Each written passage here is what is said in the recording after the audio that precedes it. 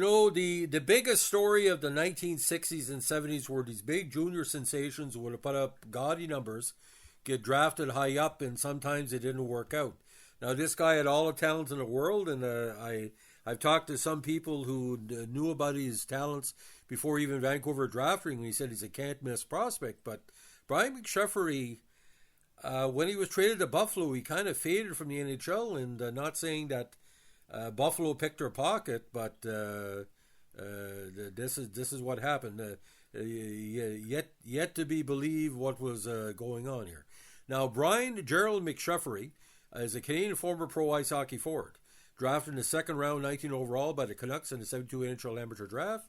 He played in the NHL with the Canucks and Sabres between 72 and 74. In his NHL career, he appeared in 90 games. He scored 13 goals and added 7 assists. He finished his pro career by playing 2 seasons in the Netherlands, where he scored 58 goals and added 66 assists in 38 games with HVS Intervam. Now, his minor league career, but his junior career really took off. He broke in with Ottawa of the OMHA and Oshawa of the OHA in 68. But his first season in junior, a good 17 points in 53 games. Then all the way to 35 goals in 54 games in 1970. Now with Ottawa of the OHA, 38 goals, 41 assists for 79 points. Now the Ottawa 67's year in 72, his draft year, put up some gaudy numbers.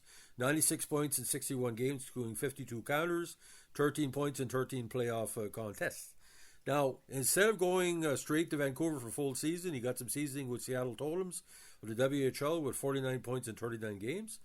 And then in his rookie season with Vancouver, didn't bring his goal scoring to the NHL.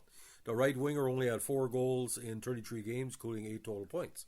74 Vancouver, the same thing, only 12 points in 54 games and 9 goals.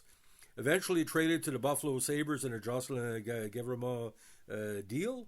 And basically, ladies and gentlemen, 3 games in 75, couldn't break in the lineup.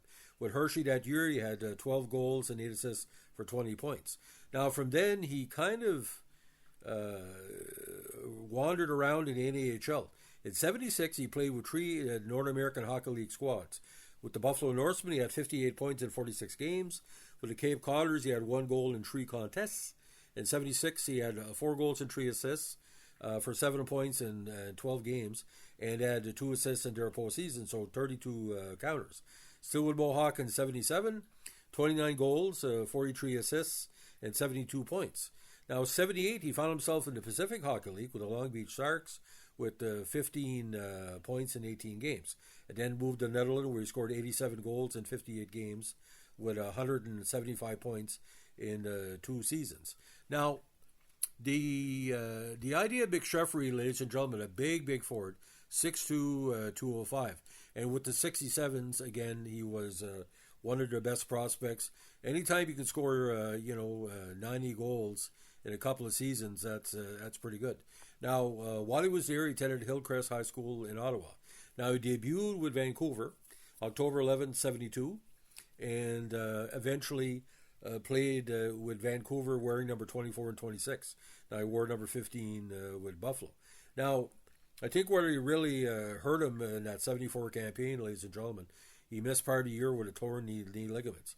Now, he was also a WHA draft pick to Miami, Screaming Eagles in 72. Again, he was a Netherlands goals leader in these sessions over there. Now, unfortunately, the reason why he jumped from team to team, he played on a Cape Cod squad that folded on February 13, 76, and he had to find a place someplace else. But the big trade, of course, with him and Jocelyn Guevremont to Buffalo for Jerry Mean and Mike Robitaille. And, of course, Mike Robitaille did very well in the playoffs and the regular season that year, especially when Vancouver was giving Montreal a hard shot. Now, the idea about McSheffrey, ladies and gentlemen, something that high on the draft, number 19 in the second round. We have to look back at the draft itself to really understand what happened that year. Now, I'm not saying they made a mistake to draft him, but I want to give you some kind of background as to who the people that Vancouver did not draft, just to let everybody know who was available. Now, you look at round 2. The next player taken, not criticizing here, was Don Kozak, because Kozak had a very solid career. Then you got Tom Bladen, number 23. My distant cousin, Larry Carrier, number 25. Stan Weir, number 28. And that shows you who was available that year. Now, going to the next round, we got Bobby Nystrom, 33rd. Jean Lemieux was taken 34th. Dave Hutchison was taken 36th. Jim Watson taken number 39. Denny Herron taken number 40. Jean Hamel taken number 41. The great Mike Wieser, the Chicago goalie, taken 45th overall. We go to round 4. Again, the Al McAdam, number 55. Ronnie Lalonde. You got Dave Allenblas, the very underrated goalie, taken by Montreal in the 62nd overall.